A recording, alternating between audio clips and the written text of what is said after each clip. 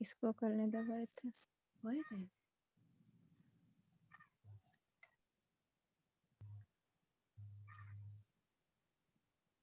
क्या हाल है श्वेता? प्रणाम सर। मकर संक्रांति मना ली? जी सर मना लिए। कैसे मनाई? आज तो सर यही तिल सब खाया जाता है, खिचड़ी सब और दही चूड़ा सब। क्या इसका, इस पर्व का क्या बैकग्राउंड है? सर ये कहा जाता है कि सूर्य जो है ना मकर राशि में प्रवेश करता है और उत्तरायण होता है, कुछ इसी टाइप से है सर। और आनंद आज से सर साहनी, अच्छा सब कुछ होगा। आनंद साहनी जुड़ रहे हैं। आनंद, सर आपकी आवाज नहीं आ रही है सर। मेरी आवाज नहीं आ रही है? नहीं sir.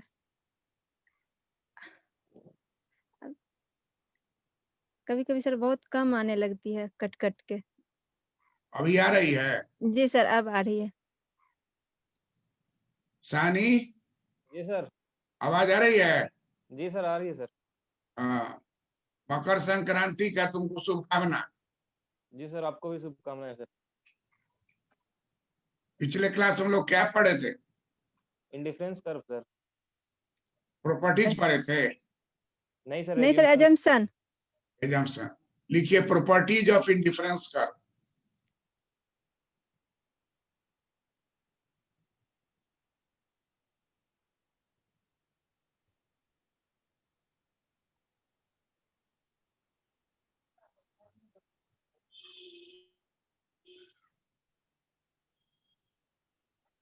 Properties of indifference curve, तटस्थ वक्र रेखा की विशेषताएं।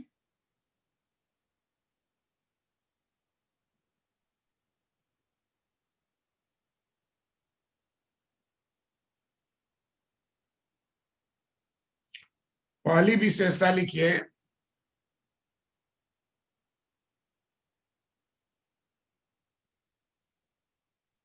तटस्थ वक्र रेखा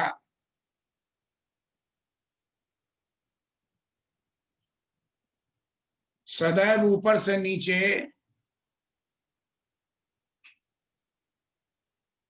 गिरती हुई होती है।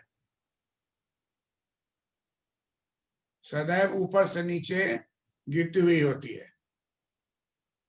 तटस्थ वक्र रेखा ऊपर से नीचे गिरती हुई होती है।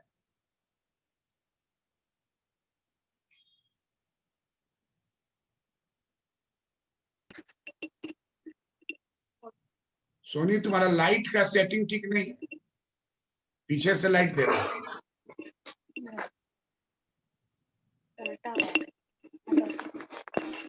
लाइट जो है वो आईना से टकरा करके सिचुएशन को खराब करता है। Yes sir.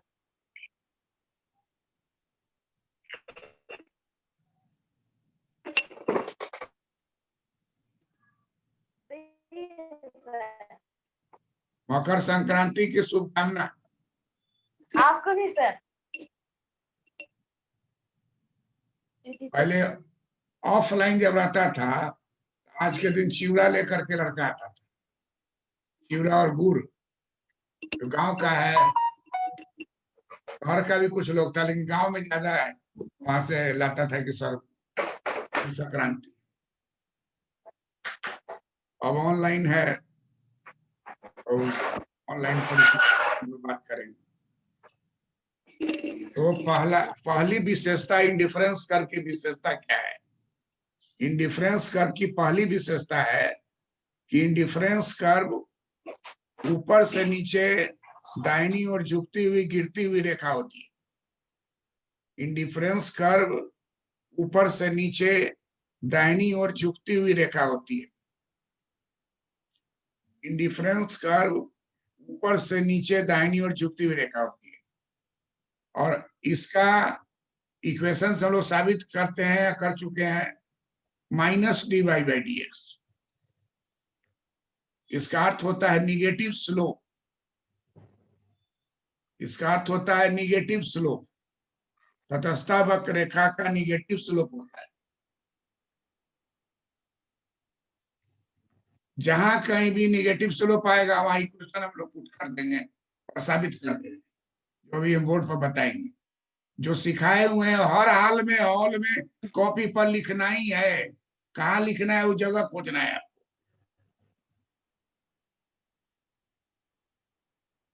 तो ये बीपीएससी का तो एकदम हिट क्वेश्चन रहता है। Yes sir. और जहां आप इस तरह से लिखिएगा आपका एनालिसिस, तो कॉपी देखने वाला आजकल जो है अब लोकल नहीं टीचर आता है, दिल्ली बॉम्बे से आता है प्लेन से, 80% मार्क्स दे देता है। आज जो न लिखा उसको एकदम कम कर दिया। तो अब है कि थोड़ा सा कॉन्शियस रहिएगा तो बम्पर नंबर आप उठा सकते हैं। कहता है कि इंडिफरेंस कर्व वह रेखा है जो ऊपर से नीचे दाहिनी ओर झुकी रहती है।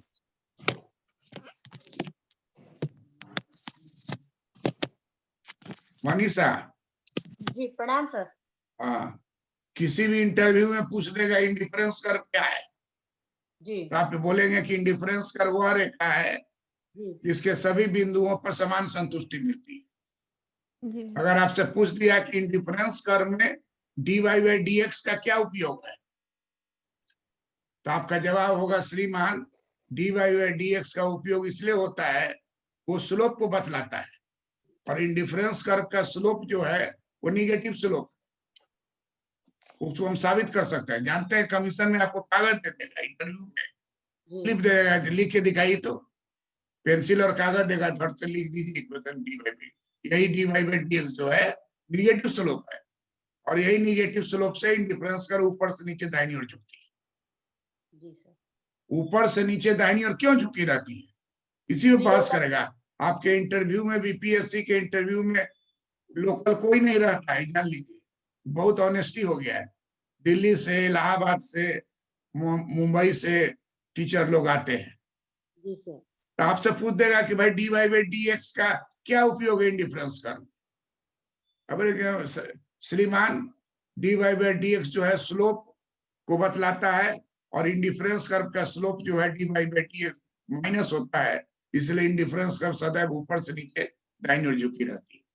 तो इंडिफरेंस कर्व का प्रॉपर्टी नंबर 1 क्या हो गया, इंडिफरेंस कर्व ऊपर से नीचे दाहिनी ओर झुकी रहती है, और इसके इक्वेशन के आधार पर माइनस dy बाई dx की प्राप्ति होती है, जो स्लोप कहलाता है। इंडिफरेंस कर्व का स्लोप निगेटिव होता है, ये पहला पॉइंट। दूसरा पॉइंट क्या है कि इंडिफरेंस कर्व सदैव कन्वेक्स टू द ओरिजिन होती है। इसका अर्थ हो गया कन्वेक्सिटी। इसका अर्थ क्या हो गया, convexity. Indifference curve is convex to the origin. तटस्था वक्ररेखा मूल बिंदु की ओर नतोदर होती है, कन्वेक्स होती है। रेखा 3 तरह से रहता है, कन्वेक्स होगा ना तो कनकेव होगा, नहीं तो स्ट्रेट लाइन। कनकेव, कन्वेक्स और लास्ट में क्या बोले? Straight line. अच्छा स्ट्रेट लाइन। यस तो मूल रेखा होता है स्ट्रेट लाइन, स्ट्रेट लाइन। जी यस सर। इंडिफरेंस कर्व होता है convex, convex to the origin. उत्पत्ति PPC production possibility curve, PPC production possibility curve, ये कनकेव टू द ओरिजिन होता है। कनकेव कहीं भी रहेगा, समझ आइए ये वृद्धिमान है, कन्वेक्स रहेगा तो ह्रासमान है, स्ट्रेट रहेगा तो स्थिर है। रेशियो इसका स्थिर है, कहीं भी रहिएगा P Y by P X स्थिर रहेगा। तो इंडिफरेंस कर्व का slope minus D by dx होता है, और इसलिए प्रॉपर्टी 1 होता है कि इंडिफरेंस कर्व ऊपर से नीचे दाहिनी ओर झुकी रहती है। दाहिनी ओर झुकी हुई होती है। जी। नंबर 2 है indifference curve convex to the origin होती है। अब मान लीजिए आप बीपीएससी के फाइनल इंटरव्यू में गए, आपसे पूछ दिया कि क्या ही कन्वेक्स टू द ओरिजिन है, तो आपको घबराना नहीं है, शांत मन से बोलना है कि श्रीमान तटस्था वक्ररेखा में कन्वेक्सिटी का मतलब होता है हरासमान होना, और कनकेव अगर होगा तो वो वृद्धिमान होगा। पूछेगा क्या उदाहरण है, तो प्रोडक्शन पॉसिबिलिटी कर्व, उत्पादन संभावना वक्र, इस सदैव कनकेव टू द ओरिजिन दिखलाया जाता है, वृद्धिमान की अवस्था रहती है। लेकिन उपभोग के मामले में जो है वो हरासमान है। एक सरवाई 2 वस्तु लिया गया, जब भी हम प्रतिस्थापन करेंगे तो हरासमान हो जाएगा। तो आपको बहस करने में बहुत सब सुविधा होगी, और उस समय आप मन से हमको हृदय से आप कहिएगा कि सर आप और ज्यादा दिन पढ़ाइए। सर उत्पादन में वृद्धिमान होता है और उपभोग में ह्रासमान होगा। नेचुरली तिल का कितना तिल खाई हो, एगो खाओगी दूसरा कम हो जाएगा, तीसरा और कम हो जाएगा। लेकिन उत्पादन करने वाला क्या होता है, उत्पत्ति वृद्धिमान। उत्पत्ति वृद्धिमान में पढ़ा जाता है। ऐसे भी हम लोग पढ़ते हैं लॉज ऑफ रिटर्न। पहला होता है इंक्रीजिंग रिटर्न, जी, दूसरा होता है कांस्टेंट रिटर्न, तीसरा होता है डिमिनिशिंग रिटर्न, और चौथा होता है निगेटिव रिटर्न। बिहार में निगेटिव रिटर्न कि प्रोडक्शन करने जाइएगा तो लॉसे में चली जाइए। लेकिन महाराष्ट्र गुजरात में इंक्रीजिंग रिटर्न, कुछ भी करे हो, जूता बनावे, कपड़ा बनावे, तिलकुट बनावे, उस सब में उसको इंक्रीजिंग रिटर्न हो। क्यों ऐसा होता है? अगर इंटरव्यू में पूछ दिया, देखिए आपको खुशी इस बात की होनी चाहिए कि आप लोगों के स्नेह से बीपीएससी में जब इंटरव्यू देने गए तो फर्स्ट किए पूरे बिहार में, पूरे इंडिया में जो बीपीएससी जितने भी लोग आए थे, नंबर 1 हमारा नाम रिकमेंड, और 98% इंटरव्यू में नंबर था। वो कुछ भी पूछता था उसका हम जवाब देते थे। बहुत आश्चर्य हो। हमको पढ़ाने वाले जो मेरे टीचर थे दिल्ली यूनिवर्सिटी में, वीएन वर्मा, उन्हीं से टेक्निक सीखे थे। वो अपना कर रहे थे विदेश जाने के लिए, हम चेला थे उनके, तो जितना बात वो अपने लिए करते थे तो धीरे धीरे वो हम अपने ऊपर उतारे। तो होता क्या है कि ऐसा आप जवाब दीजिए, उससे उस सवाल पूछे तो फिर आप जानते रहे। कन्वेक्सिटी कन्वेक्सिटी बोलिएगा तो दिमाग में आ जाएगा कि क्या होता है, क्योंकि वो इंटरव्यू लेने वाला क्वेश्चन पूछ देता है। वो थोड़ी कोई जरूरी है कि वो पूरा पूरा विद्वान हो उस विषय। क्वेश्चन पूछना अलग बात है, आंसर देना अलग बात है। तो अभी भी आप लोगों का जो मेरा बैच है वो 50वां बैच है, मतलब 50 ईयर्स हम पढ़ा दिए। Yes sir. आज जो हमारे साथ लोग हैं सर हम भी 10 साल से आपके साथ हैं। अभी हमारे साथ जो लोग हैं वो इकोनॉमिक्स का EBC सब भूल गया। हम झूठ नहीं बोल रहे हैं कि पढ़ा रहे हैं, कि हम पढ़ा रहे हैं तो ऑनलाइन है। ऑफलाइन वाला झूठ भी हो जाएगा। ऑनलाइन है कि पढ़ा रहे हैं, मुंह से बोल रहे हैं, थ्योरी बोल रहे हैं, तो ब्रेन को भी बहुत सुकून मिलता है उस चीज को एक्सप्लेन करने में। तो तटस्थता वक्र रेखा अगर आपका ठीक हो गया तो आगे सब ठीक हो जाएगा, उसी पर आगे बढ़ता है। डाउनवर्ड स्लोपिंग है तो -d/dx हम लोग प्रूफ करके दिखा देंगे, कागज देगा लिख देंगे। और अगर ये कन्वेक्सिटी है तो dy/dx की जगह हो जाएगा d²y/dx² positive more than 0। Second order अगर मोर देन 0 हो जाता है तो कन्वेक्स टू दी ओरिजिन हो जाएगा। तो मैथमेटिक्स और इकोनॉमिक्स के बीच में इंटर रिलेशनशिप है। ये बात आज के विद्वान अर्थशास्त्री लोग कर रहे हैं, हर जगह इस्तेमाल हो रहा है। जो सिलेबस उसमें 1-2 गो इससे जुड़ा हुआ रहता है। तो कहता है कि इंडिफरेंस कर्व की पहली विशेषता है कि ऊपर से नीचे दाहिनी ओर झुकी रहती है, मैथमेटिकली -dy/dx। दूसरी विशेषता है कि इंडिफरेंस कर्व ऊपर सदैव मूल बिंदु की ओर कन्वेक्स टू दी ओरिजिन होती है। कन्वेक्स टू दी ओरिजिन इसलिए होती है कि इसमें ह्रासमान कंडीशन होता है। ह्रासमान कंडीशन का मतलब क्या हुआ कि marginal rate of substitution MRS, सीमांत प्रतिस्थापन दर, x और y के बीच में dy/dx क्या है? सीमांत प्रतिस्थापन दर। कितना हम x छोड़ेंगे तो कितना y मिलेगा, कितना y छोड़ेंगे तो कितना x मिलेगा, ये सब्स्टिट्यूशन है। तो ये सीमांत प्रतिस्थापन दर जो है वो ह्रासमान होगा। तो तीसरी मान्यता जो है, तीसरी पहली दूसरी विशेषता हो गई। पहली विशेषता हो गई कि ऊपर से नीचे दाईं ओर झुकी रहती है। जी क्लियर हो गया है विशेषता? चित्र पर भी आएंगे अभी बोर्ड पर, आपको पहले समझ लीजिए। दूसरा है कि indifference curve convex to the origin होता है, तो कन्वेक्सिटी का इक्वेशन यहाँ फिट होता है, dy/dx का सेकेंड ऑर्डर मोर देन 0 होगा। और तीसरा है कि नीचे का इंडिफरेंस कर्व कम उपयोगिता के स्तर को दर्शाता है, ऊपर का इंडिफरेंस कर्व अधिक उपयोगिता को दर्शाता है।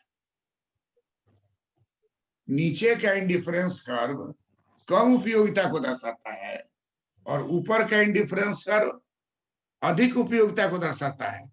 इसलिए IC1 से बड़ा होगा IC2, IC2 से बड़ा होगा IC3, IC3 से बड़ा होगा IC4। इस तरह से ये स्केल है और ये एक तरह से इंडिफरेंस कर्व मैप कहा जाता है, मानचित्र है। इसमें नीचे वाला कम होगा और ऊपर वाला अधिक होगा। और चौथी विशेषता है कि दो इंडिफरेंस कर्व की रेखा एक दूसरे को कभी नहीं काटती है।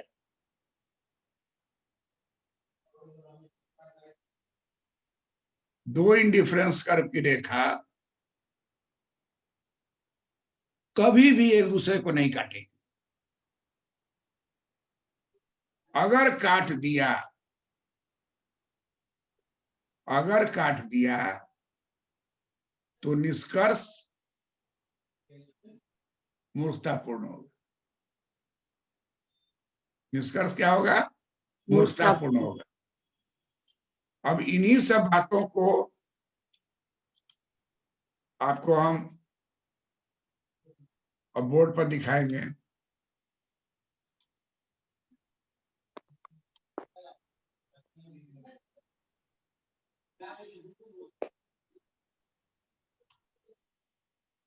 अगर गेट बंद कर दे।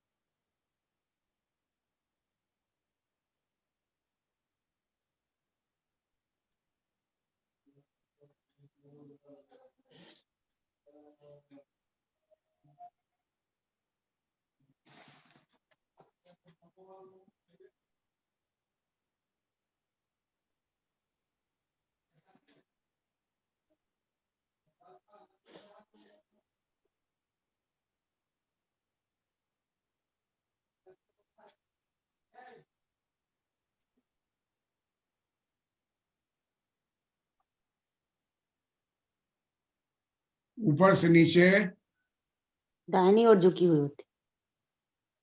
ऊपर से नीचे गिरती है और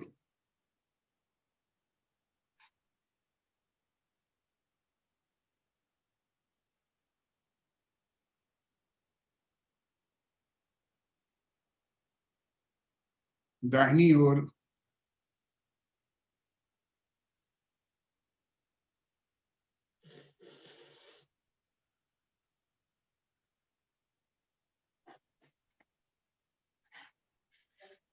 झुकी रहती है। Minus dy by dx।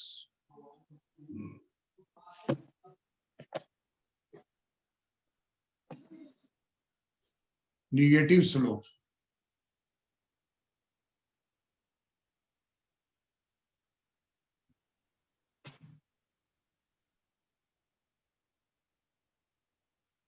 Negative slope पाया जाता है और हम पहले से ट्रेनिंग में ही जान चुके हैं, इंडिफरेंस कर्व का इक्वेशन होता है u is a function of x and y, और इसका टोटल डिफरेंशियल होता है 0। हम लोग पहले से जान चुके हैं कि इसका इस्तेमाल भी किए थे, del u by del x dx, डेल u by del y dy is equal to 0, del u by del x dx minus del u by del y dy, del u by del x del u by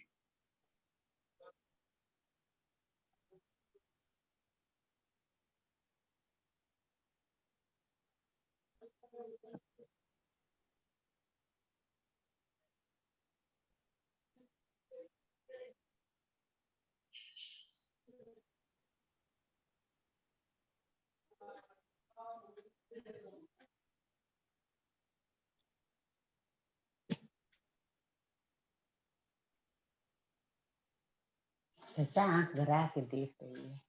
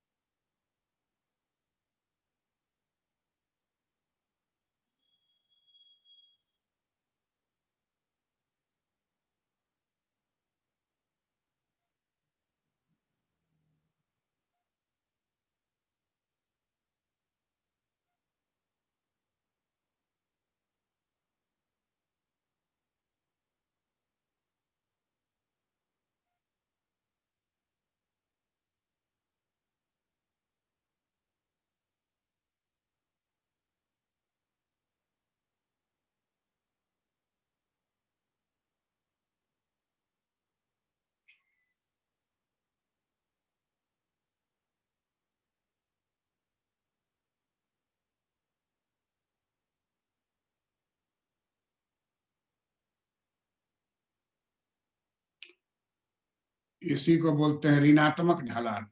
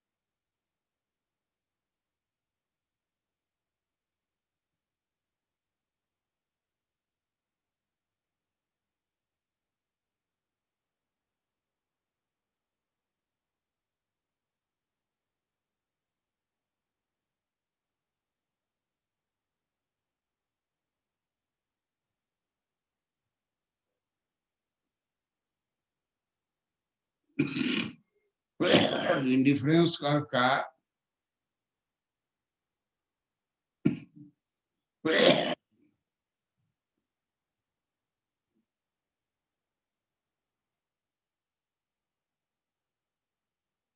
negative slope, इतना first point में आपको लिखना है। लिख लिए? Yes sir.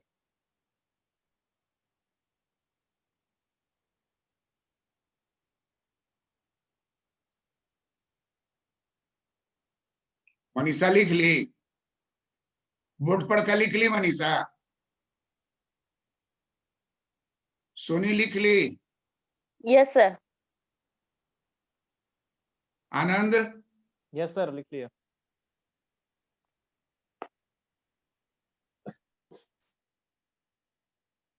इसको आवाज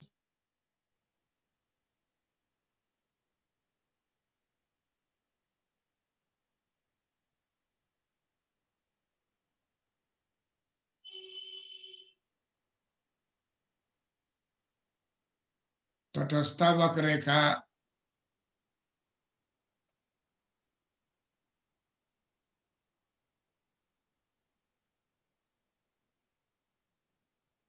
सदैव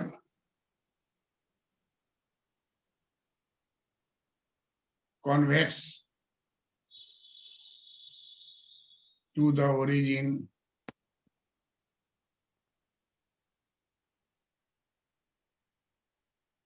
मूल बिंदु की ओर न तो उधर होता है।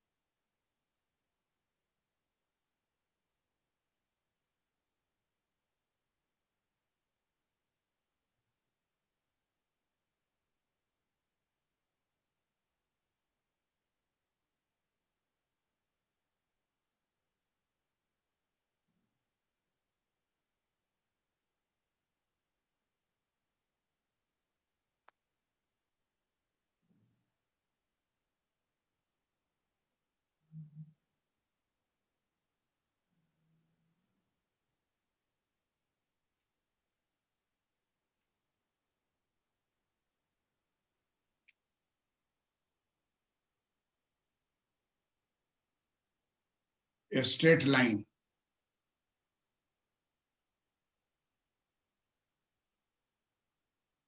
ये भी होगा not in difference.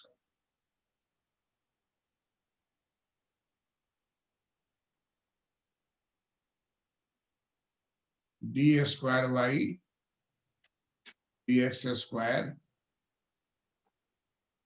More than 0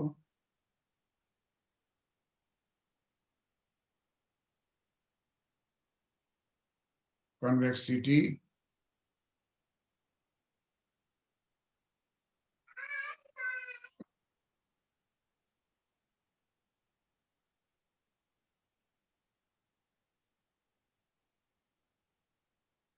तटस्थ वक्र रेखा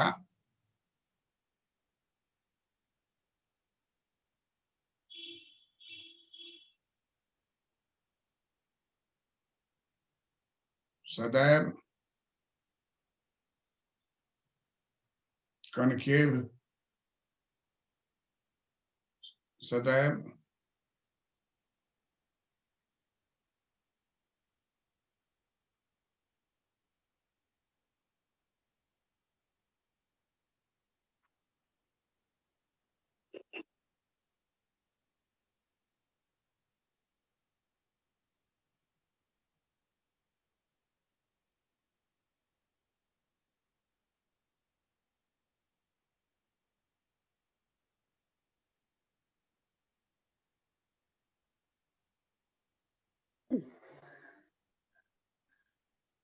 तटस्थ वक्र रेखा सदैव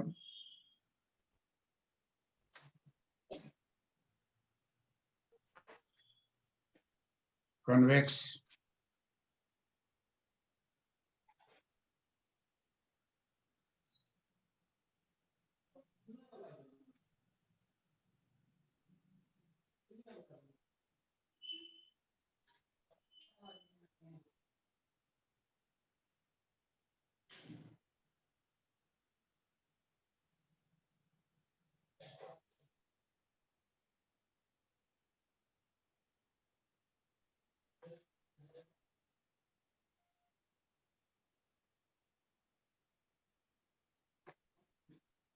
convex to the origin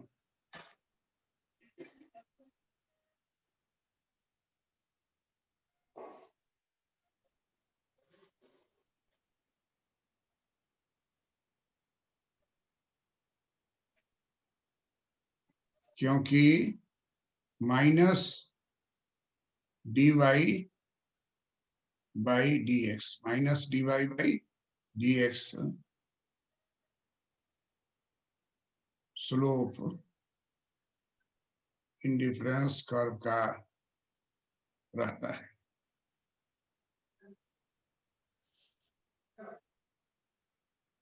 और उससे सॉल्व करेगा तो पॉजिटिव आएगा।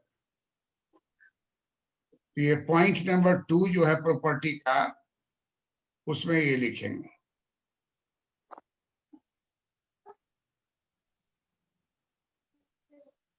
इंटरव्यू में कोई एक चीज पूछेगा तो आपको बोलना है, कागज देगा तो उस पर लिख के दिखा देना है, सूत्र को बना के दिखा देना है, तभी आप 100 में 180 90 ला करके आप कंप्लीट कर सकते हैं।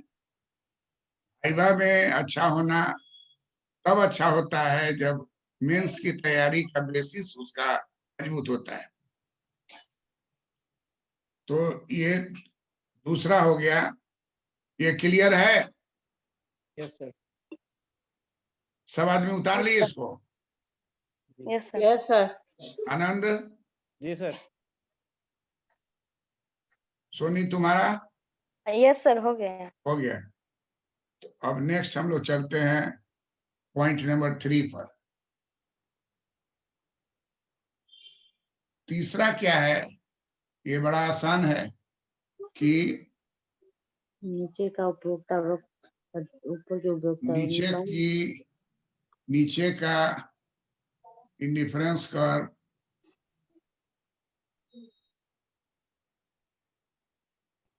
कम उपयोगिता को दिखाता है। कम उपयोगिता को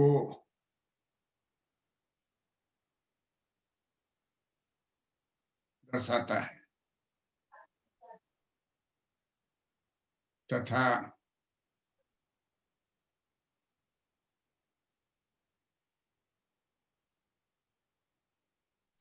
ऊपर का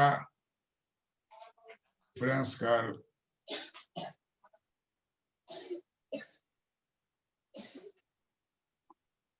अधिक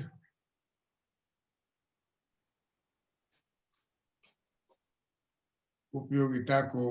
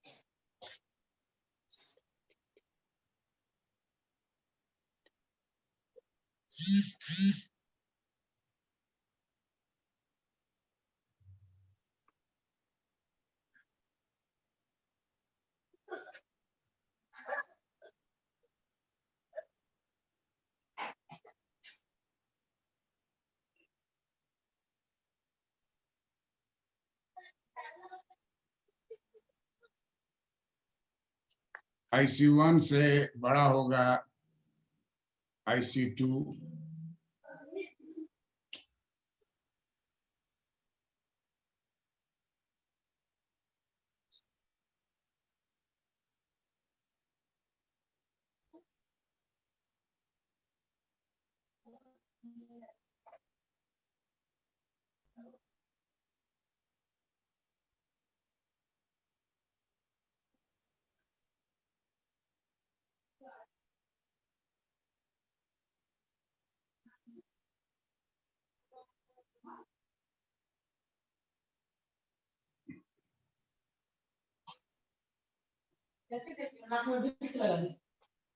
नहीं, अभी पानी में था।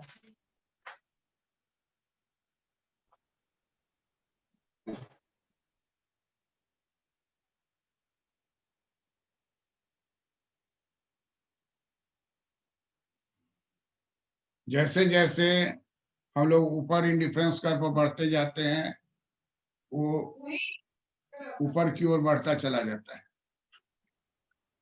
नीचे का इंडिफरेंस कर्व कम उपयोगिता को दर्शाता है और ऊपर का इंडिफरेंस कर्व अधिक उपयोगिता को दर्शाता है। क्लियर है ये चित्र? Yes sir. Yes sir.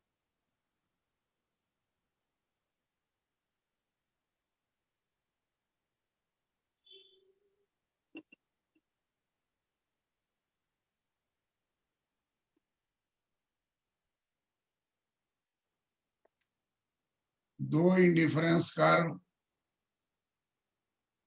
की रेखाएं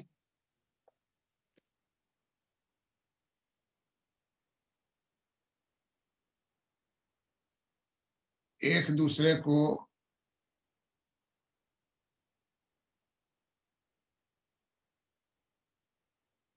नहीं काटती हैं।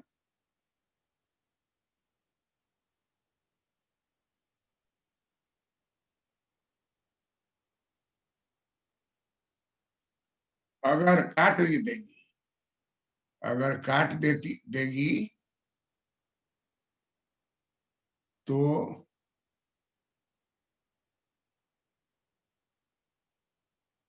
मूर्खता पूर्ण निष्कर्ष, मूर्खता पूर्ण निष्कर्ष निकलेगा।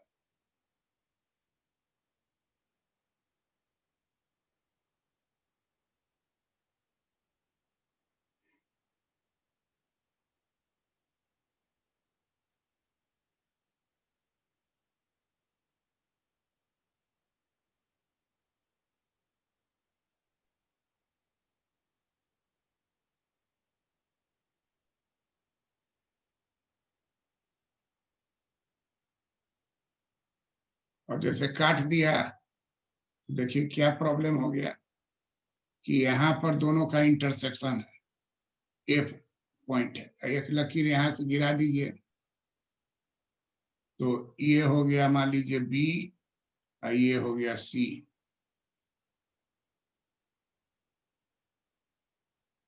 तो आप पढ़े हुए हैं कि ए बराबर है बी, ए बराबर है सी, तो बी बराबर क्या हो जाएगा?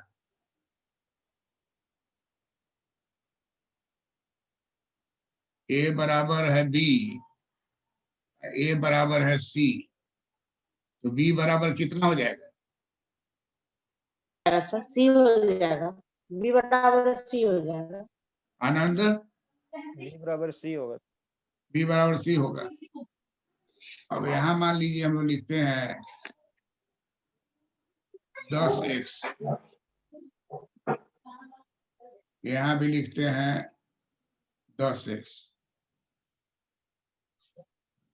यहां लिखते हैं 15y, लिखते हैं 10y, 10y 15y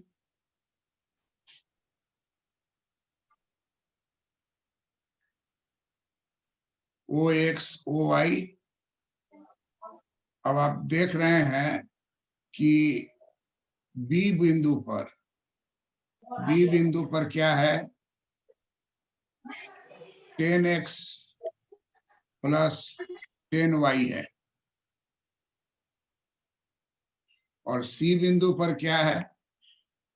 सी बिंदु पर है बी बिंदु पर है आपको 15y, 10x और 10y।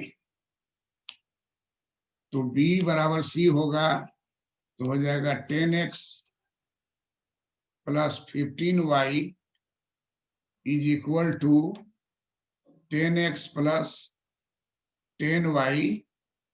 10x कट गया, तो 15y is equal to 10y। अब ये निष्कर्ष क्या हो गया? मुख्ता पूर्ण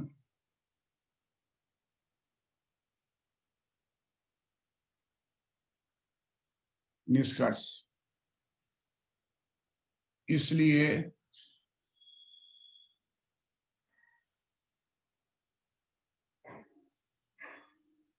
दो इंडिफरेंस कर्व कभी भी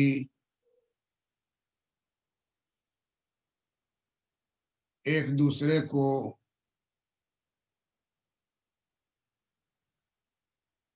नहीं काटेगी।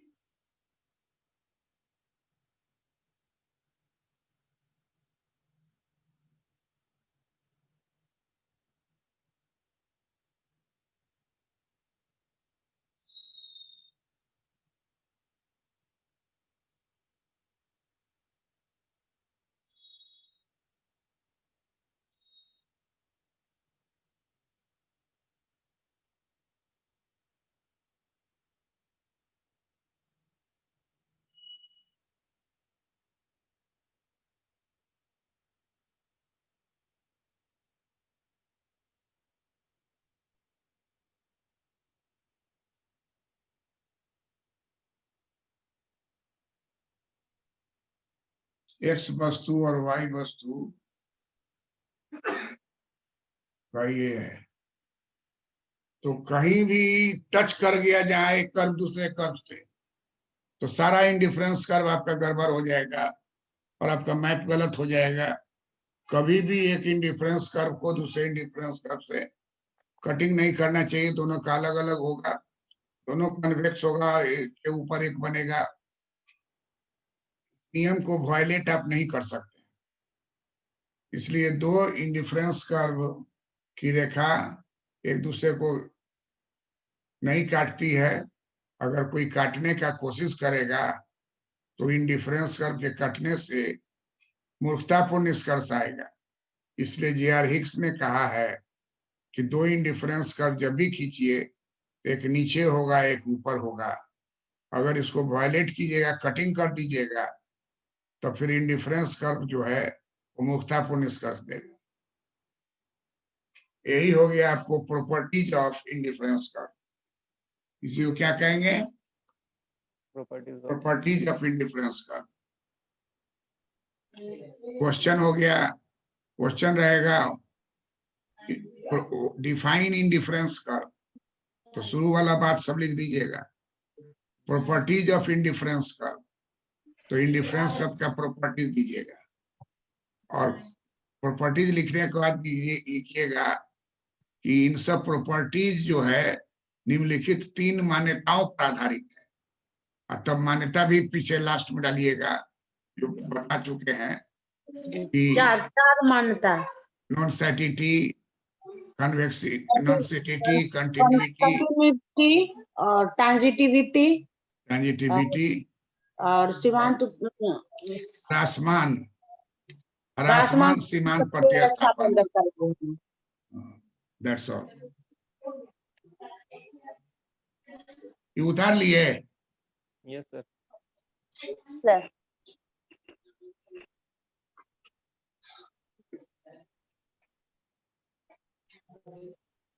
अब इसको जो लोग आप कॉपी पर लिखे हैं उसको व्हाट्सएप पर भेज दीजिए ताकि हम देख लें।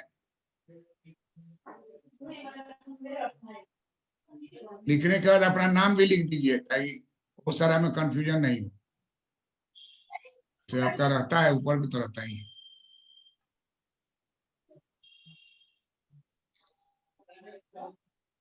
Thank you.